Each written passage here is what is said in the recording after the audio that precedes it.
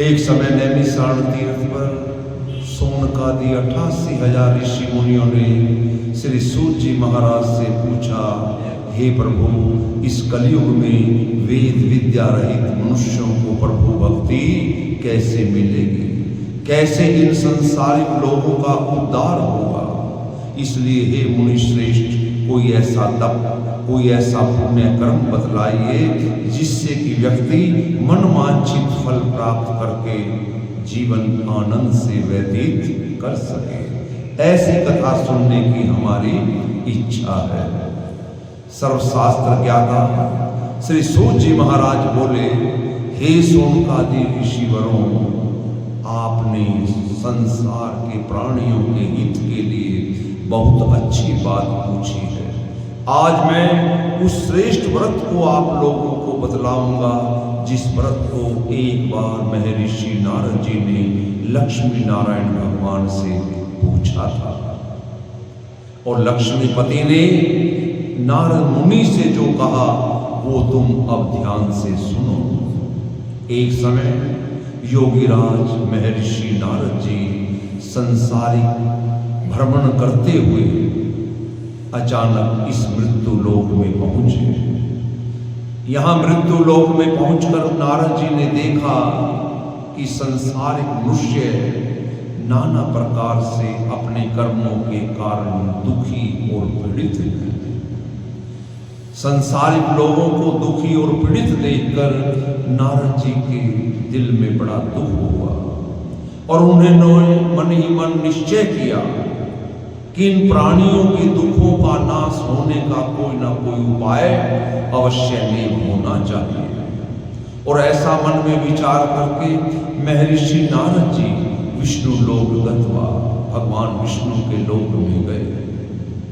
भगवान विष्णु शेषनाग पर शयन कर रहे हैं, लक्ष्मी जी उनके पांव दबा रही है, उनके हाथों में शंख चक्र गदा पद्म है और वरमाला पहने हुए ऐसे नारायण को देखकर महर्षि नारद जी उनकी स्तुति करने लगे और कहने लगे, हे भगवान, आप अत्यंत शक्ति से संपन्न हैं, मन तथा वाणी भी आपको नहीं पा सकती, आपका आदि मध्य अंत कोई नहीं जानता, आप भक्तों के दुखों को दूर करने वाले, संसार में आनंद और सुख देने वाले हैं।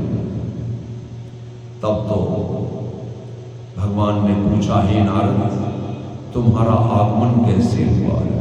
निसंकोच होकर बतलाओ। तब नारद जी ने संसारिक मृत्यु लोक के दुखों का वर्णन करते हुए कहा, हे नारायण, मैं ऐसा कुछ जानना चाहता हूँ जिससे कि संसारिक मनुष्य थोड़ा सा प्रयत्न, थोड़ा सा पुण्य कर्म करने से अपने दुखों से निवृत्त हो सके। तब भगवान ने आज के दिन श्री सत्यनारायण भगवान के व्रत के बारे में बतलाया और कहा, जो स्त्री पुरुष बड़ी श्रद्धा से इस व्रत को करेंगे, आज के दिन रात्रि में ओम नमो भगवते वासुदेवाय इस महामंत्र का जप करेंगे, निसंदेह उनकी समस्त समस्याएं, दुखों का विनाश होगा और मनोकामना पूर्ण होगी। और विशेषकर इस कलयुग में भूमि पर यही सबसे सरल और उत्तम संसारिक मनुष्यों के लिए मोक्ष पाने का सरल उपाय है। इति श्री प्रथम व्रत कथा अध्याय समाप्तम। अब दूसरे अध्याय में बतला रहे हैं सूत जी सोनकादि ऋषिवरों से सबसे पहले जिसने इस व्रत को किया वो थे काशीपुरी नगर में एक ब्राह्मण ने बड़ी श्रद्धा से इस व्रत को किया और व्रत के प्रभाव से उस ब्राह्मण की सारी कंगाली दूर हो गई। और एक दिन एक लकड़हारा लकड़ी बेचने के लिए जब एक नगर से दूसरे नगर में जा रहा था, पानी पीने की इच्छा से ब्राह्मण के द्वार पर पहुंचा। वहां भी इसी प्रकार से भगवान सत्यनारायण का पूजन अर्चना और कथा हो रही थी।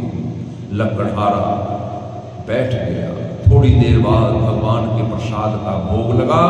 सभी ने चरणामृत प्रसाद लिया और लकड़हारे ने फिर उस ब्राह्मण से पूछा, हे ब्राह्मण देवता, आप ये क्या कर रहे हैं? इसके करने से क्या फायदा है? तब तो उस ब्राह्मण ने इस व्रत की महिमा को बतलाया। लकड़हारे के मन में निश्चय हुआ, आज लकड़ियां बेचने से मुझे जो भी धन प्राप्त होगा, मैं भी अब तो इस व्रत को अवश्य किया करूंगा। भगवान बड़े दयालु हैं, कृपालु हैं। लकड़हारे को उस दिन लकड़ी बेचने पर और दिनों से 4 गुना धन अधिक प्राप्त हुआ। अब तो लकड़हारा मन ही मन प्रसन्न होकर अपने मन में निश्चय कर लेता है और प्रति मास भगवान सत्यनारायण के व्रत को करने लग जाता है। और देखते देखते उस लकड़हारे की भी सारी कंगाली और दुखों का विनाश हो गया। अब वो लकड़हारा जो सर पर लकड़ियों का गट्ठा रखकर एक नगर से दूसरे नगर में बेचने जाया करता था, वो भी अपने नगर का कुछ कोटि का सबसे बड़ा धनवान व्यापारी हो गया। ये है भगवान सत्यनारायण की महिमा। जो स्त्री पुरुष विधि पूर्वक बड़ी श्रद्धा से आज के दिन व्रत रखते हैं, भगवान की कथा सुनते हैं, भगवान का गुणगान करते हैं, वो निसंदेह लकड़हारे की तरह संसारिक दुखों का विनाश करते हुए अंत में वैकुंठ का सुख पाते हैं। इति श्री द्वितीय व्रत कथा अध्याय समाप्तम। बोलो श्री सत्यनारायण स्वामी की जय। अब तीसरे अध्याय में एक उल्कामुख नाम के राजा हुआ करते थे। राजा और रानी हर महीने भगवान श्री सत्यनारायण का व्रत बड़ी श्रद्धा से भद्रासीन नदी के किनारे जो मंदिर था उसमें बैठकर किया करते थे। अचानक एक साधु वैश्य व्यापार करने के लिए अपनी नौका से जब दूसरे नगर में जा रहा था और राजा रानी को मंदिर में पूजा पाठ करते देखकर उसने अपने नौका को नदी के किनारे लगाया, मंदिर में गया और पूजा की समाप्ति पर राजा से पूछने लगा, हे महाराज, आप ये क्या कर रहे थे? इसके करने की आपको क्या आवश्यकता है? राजा तो स्वयं नारायण का ही रूप होते हैं, आप पूजा पाठ क्यों कर रहे हैं? राजा ने कहा, मैं तो बाल्यकाल से ही भगवान सत्यनारायण का पूजन अर्चना करता आ रहा हूँ, मेरे यहाँ कोई कमी नहीं है। हाँ, मेरे यहाँ कमी है तो एक संतान का अभाव, और वो भी मुझे विश्वास है भगवान सत्यनारायण की कृपा से मुझे संतान की प्राप्ति हो जाएगी। तुरंत लकड़हार उस व्यापारी के कान खड़े हुए, क्योंकि उसके घर में भी कोई संतान नहीं थी। तब तो राजा से उस व्यापारी ने, उस साधु वैश्य ने आज के दिन सत्यनारायण भगवान के व्रत करने का पूरा विधान समझा और मन ही मन प्रतिज्ञा कर ली कि मैं भी भगवान सत्यनारायण के व्रत को अवश्य किया करूंगा, लेकिन तब करूंगा जब मेरे घर में कोई संतान हो जाएगी। भगवान बड़े दयालु हैं, कृपालु हैं। साल ही भर में उसकी पत्नी लीलावती को एक सुंदर कन्या की प्राप्ति हुई। उस बेटी का नाम कलावती रखा गया। लेकिन सेठ जी ने भगवान सत्यनारायण का व्रत, पूजा अर्चना कुछ भी नहीं, और ऐसा मन में विचार कर लिया जब इस बच्ची का विवाह होगा तब हम व्रत कर लेंगे। अब समय बीतता गया, उस बेटी कलावती का विवाह का समय भी निश्चित हो गया, विवाह भी संपन्न हो गया। लेकिन उस साधु वैश्य सेठ ने भगवान सत्यनारायण का व्रत नहीं किया। भगवान सत्यनारायण उस साधु वैश्य से रुष्ट हो गए और रुष्ट होकर उसे श्राप दिया। और उधर अब बेटी के विवाह के उपरांत ससुर जी और जमाई दोनों रत्नापुर नगर में अपना व्यापार कार्य शुरू कर देते हैं। जिस नगर में वो अपना व्यापार कार्य शुरू करते हैं, ससुर जी और जमाई, उसी नगर में एक राजा का खजाना था।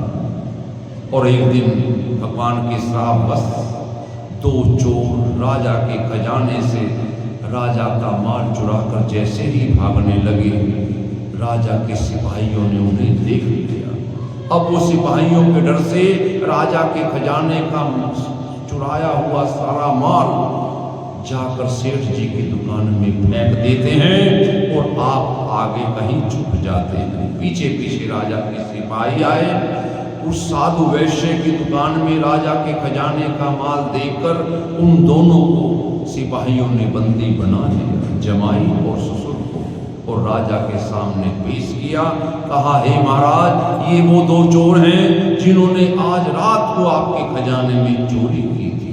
राजा ने आज्ञा दी, इनको कठोर से कठोर सजा दो और कारावास में डाल दो और इनका सब धन छीन लो।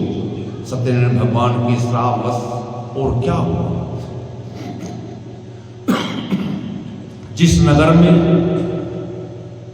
उस साधु वैश्य की पत्नी और बेटी रह रही थी, उनके घर में भी चोरी हो गई। चोरी इतनी भयंकर हुई कि अब तो माँ बेटी की ये दशा हो गई कि नित्य प्रति भिक्षा मांगती और अपना पेट पालती। आज ही का दिन था। बेटी कलावती अचानक एक भगवान सत्यनारायण के मंदिर में पहुंच गई। इसी प्रकार से कथा सुनने के उपरांत चरणामृत प्रसाद लेकर जैसे ही घर गई और माँ को चरणामृत प्रसाद दिया, तो माँ को ध्यान आया कि हमने भी एक बार प्रतिज्ञा की थी भगवान सत्यनारायण के व्रत करने की, पूजा अर्चना करने की, जो हम पर इतनी बड़ी आपत्ति आई हुई है, कहीं भगवान सत्यनारायण का दिया हुआ कोई श्राप तो ना हो। और ऐसा विचार करके माँ लीलावती रात भर भगवान का सिमरन और क्षमा याचना करती रही।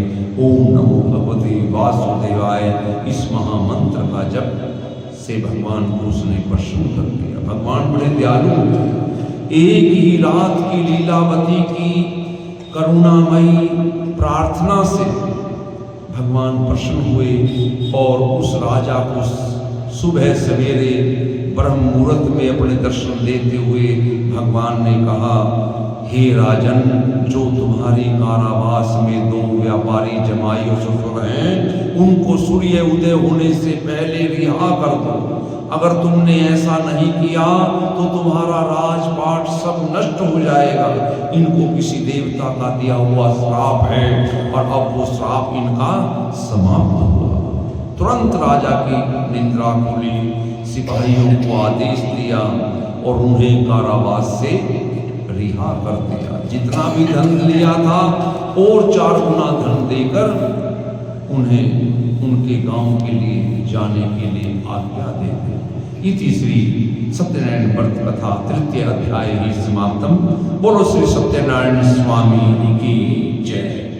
अब चौथे अध्याय में अब सेठ जी अपने जमाई सहित नौका में बैठे हुए अपने गांव जा रहे हैं और भगवान उनकी परीक्षा लेने के लिए एक दंडी स्वामी का रूप धारण करके नौका नदी के किनारे बैठ जाते हैं। जैसे ही शेठ जी की नौका दंडी स्वामी जी जो साक्षात नारायण हैं उनके पास से निकलने लगी, तुरंत आवाज मारते हुए दंडी स्वामी के रूप में नारायण जी ने कहा, हमें भी कुछ दान दक्षिणा देते चले जाओ। तब तो सेठ जी ने कहा, हमारे पास कुछ नहीं है, हम तो पहले ही बहुत दुखी हैं, हमारी नौका में तो बेलपत्र आदि हैं। तो तुरंत नारायण ने कहा साधु रूप में, तथास्तु, जैसा तुम कह रहे हो ऐसा ही होगा। जो नौका धन दौलत के सिक्कों सोने चांदी से परिपूर्ण थी, देखते देखते वो लता पता में बदल गई। शेठ जी ने जैसे ही देखा, तुरंत लता पता को देखकर वो मूर्छित होकर नौका में गिर पड़े। उनके दामाद ने अपने ससुर जी को समझाया, कहा घबराने की कोई बात नहीं, जिन्होंने रूपों के पत्ते बनाए हैं वो पत्तों के रूपे भी बना सकते हैं। हम उनकी शरण में चलेंगे, उनसे प्रार्थना करेंगे, हमारी नौका पुण्य धन दौलत से परिपूर्ण हो जाएगी। दामाद के वचन सुनकर ससुर जी को कुछ हौसला हुआ और भगवान की शरण में वो पहुंच जाते हैं दंडी स्वामी जी की। भगवान ने कहा तथास्तु, अंत में उनकी नौका पुण्य धन दौलत से परिपूर्ण हो गई। यह है भगवान नारायण की महिमा। और अब जैसे ही शेठ जी अपने नगर पहुंचने लगे, अपने नौकर को आदेश दिया कि जाओ हमारे घर जाकर कह दो कि हम आ चुके हैं। जैसे ही नौकर ने घर जाकर कहा तो क्या देखा, माँ कलावती भगवान सत्यनारायण की पूजा अर्चना कथा कर चुकी थी, लेकिन बेटी कलावती अभी भगवान की पूजा अर्चना कर रही थी। लेकिन अपने पिताजी और अपने पति देव के आने का समाचार सुनकर उसने बीच में ही कथा को बंद किया और वो अपनी माँ लीलावती के साथ जैसे ही नदी के किनारे पहुंची तो क्या देखा, जिस नौका में उसके पति और पिता आ रहे थे वो नौका नगर में आते ही जल में डूब गई। पिता तो किसी तरह अपनी जान बचाकर जल से बाहर आ गए, लेकिन उस बेटी के पति का तो शव भी बरामद नहीं हुआ। अब वो बेटी बड़ी व्याकुल हुई। कलावती घर आई, अपने पति की खड़ाओं को लिया, लकड़ी की चिता बनाई और उसमें सती होने के लिए तैयार हो गई। तुरंत आकाशवाणी हुई, हे साधुवेश, अगर तुम्हारी बेटी अब भी बड़ी श्रद्धा से बैठकर भगवान सत्यनारायण की अर्चना करेगी, कथा पढ़ेगी, चरणामृत प्रसाद लेगी तो उसको उसका पति जूगा तो मिल जाएगा। फिर आज के दिन बेटी कलावती ने बड़ी श्रद्धा से भगवान सत्यनारायण का पूजन किया, अर्चना की और उसके प्रभाव से उसको उसका पति जीवित अवस्था में मिला। ये है सत्यनारायण भगवान की महिमा, जो स्त्री पुरुष बड़ी श्रद्धा से आज के दिन कथा श्रवण करते हैं, ओम नमो भगवते वासुदेवाय इस महामंत्र का जप करते हैं, निसंदेह उनकी मनोकामनाएं, समस्याएं, दुखों का निवारण होता है। इति श्री चतुर्थ व्रत कथा अध्याय समाप्तम। अब 5वें अध्याय में जो भगवान के प्रसाद का निरादर करते हैं उन्हें संसार में कितने भयंकर दुखों का सामना करना पड़ता है। तुगध्वज नाम का एक राजा हुआ करता था और एक दिन वो वन में गया हुआ था। वन में बहुत से पशु पक्षियों का शिकार खेला और शिकार खेलने के बाद वो एक वृक्ष के नीचे बैठ गया और वहीं कुछ ही दूरी पर कुछ ग्वाले लोग अपने घरों में, अपने अपने छोटे छोटे मकानों में बैठे हुए भगवान सत्यनारायण का पूजन अर्चना कर रहे थे। थोड़ी देर बाद जब कथा की समाप्ति होती है ग्वालों के घरों में, तो वो प्रसाद वितरण करते हुए कुछ ग्वाले लोग राजा के पास आ गए।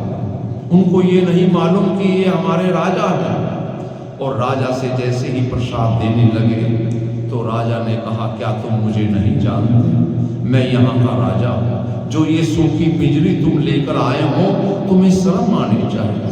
ग्वाले लोग मन ही मन विचार करने लगे, राजा कहीं हमसे मजाक तो नहीं कर रहा, भगवान के प्रसाद को लेने से तो कोई मना ही नहीं करता। ग्वालों ने मन में ये विचार करके कि राजा बाद में प्रसाद ले लेगा, राजा के सामने प्रसाद रखकर ग्वाले लोग अपने घर चले आए। और राजा इतना अभिमान में चूर था, प्रसाद तो लेना दूर रहा, प्रसाद को छुआ भी नहीं।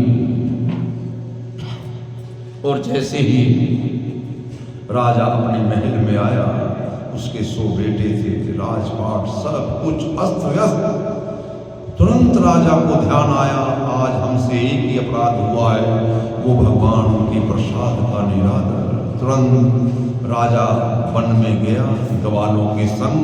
आज के दिन बैठकर बड़ी श्रद्धा से सत्यनारायण भगवान का पूजन किया, कथा सुनी, चरणामृत प्रसाद लिया। और जैसे ही अपने महलों में आया तो उसे अपना राजपाट, पुत्र बोध, सब कुछ जो का त्यों मिला। ये है भगवान सत्यनारायण की महिमा। जो मनुष्य इस परम दुर्लभ व्रत को करेगा, भगवान की कृपा से उसे धन धान्य की प्राप्ति होगी, निर्धन को धन, बंदी को बंधन से मुक्ति और निर्भयता, संतानहीनों को संतान, सब मनोरथों को पूर्ण करने वाला, अंत में वैकुंठ धाम देने वाला, ये भगवान श्री सत्यनारायण भगवान का व्रत है। जिन्होंने पहले इस व्रत को किया, उनके दूसरे जन्म की कथा भी सुन लो। वृद्ध सतानंद ब्राह्मण ने सुदामा का जन्म लेकर मोक्ष पाया, उनका नाम का राजा दशरथ होकर वैकुंठ गया। और साधु नाम के वेश्य ने मोर ध्वज बनकर अपने पुत्र को आरे से चीरकर भगवान को प्रसन्न किया। महाराजा तुम ध्वज ने स्वयंभू होकर भगवान में भक्ति युक्त कर्म करके मोक्ष पद प्राप्त किया। इति श्री सत्यनारायण व्रत कथा अध्याय संपूर्ण समाप्तम। बोलो श्री सत्यनारायण स्वामी की जय।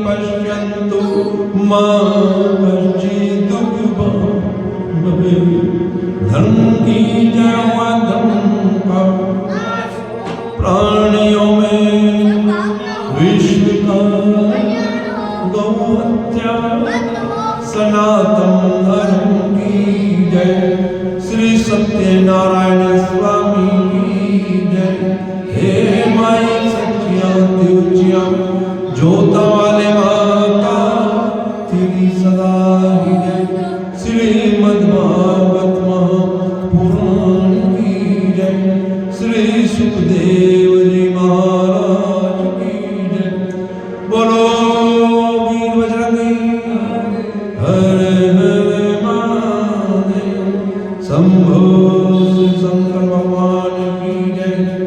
जय जय श्री राधे श्याम, जय जय श्री राधे श्याम, जय जय श्री राधे श्याम। ओम त्र्यंबकं यजामहे सुगन्धिं पुष्टिवर्धनं